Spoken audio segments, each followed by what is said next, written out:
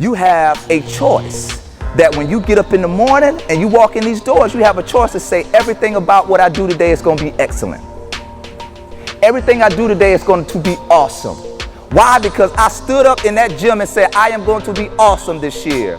And that was my word, and my word is bond, and I'm not going back on it. Every day you have a choice.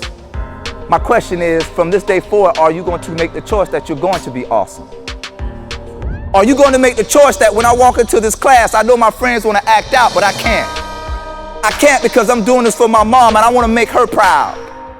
I can't because there's some people telling me I can't do it, so I got to make sure I let them know I'm about this life of success. I can't go out this weekend because I got to apply for scholarships. Like, I got to get this money. My mom don't have it like that, so I got to make sure I get all the scholarship money I can because I want to go to school for free.